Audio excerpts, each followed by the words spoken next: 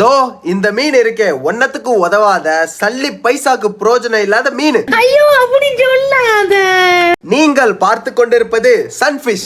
இதோட scientific name என்னன்னா மோலா மோலா. இதோட மேக்ஸிமம் ஹைட் 3.3 மீட்டர்ஸ். அதுக்கப்புறம் இதோட வெயிட் தோராயமா 2 டன். பா, ஒரு சின்ன காண்டாமிருகத்தோட வெயிட் அது இருந்து எதுக்கு எந்த பயனும் இல்ல. அப்புறம் இந்த மீனுக்கு ஒழுங்கா ஸ்விம் பண்ண கூட தெரியாது. பொதுவா எல்லா மீனுக்கும் அதோட வாலை விட அதோட ஃபின்னு சின்னதா இருக்கும். ஆனா இந்த மீனுக்கு அப்படியே உல்டா, அதோட ஃபின்னை விட அதோட வால் சின்னதா இருக்கும். இதோட டாப் ஸ்பீட் என்னன்னு தெரியுமா? 3 km/h. நீச்சல் அடிக்க தெரியாத மீனை இப்பதான் நான் பாக்குறேன். பச்சை குழந்தை கூட இதை விட ஃபாஸ்டா நடக்கும். மத்த வேட்டையாடுற மீன்லாம் இதை வந்து கடிக்கும். பதிலுக்கு இது ஒண்ணுமே பண்ணாது. இது பாட்டுக்கு சொரே இல்லாம எதுவுமே நடக்காத மாதிரி பாட்டு பாடிட்டு போயிட்டே இருக்கும். எதிர்பார்த்தது வந்தாச்சு சம்மர் வெகேஷன் ஸ்கூல் திறக்கும்.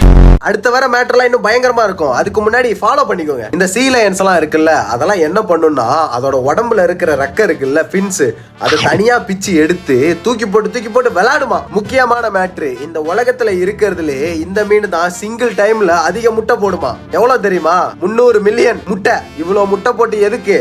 எந்த பயனும் இல்ல. அப்புறம் இதோட உடம்புல 50 வகையான பாராசைட்ஸ், அதாவது ஒட்டுண்ணி இருக்குமா. கடல்ல இருந்துட்டே குளிக்காம சுத்தும் போல. சயின்டிஸ்ட்லாம் இந்த பெரிய மீனுங்க வகையிலேயே இந்த மீன் தான் மக்குன்னு சொல்றாங்க. இதோட பாடி ஒரு காண்டாமிருகம் சைஸுக்கு ஈக்குவலா இருக்குல்ல, ஆனா இதோட மூளையோட சைஸ் என்னன்னு தெரியுமா? ஒரு கோட்டோட டெஸ்டிக்கல் சைஸா.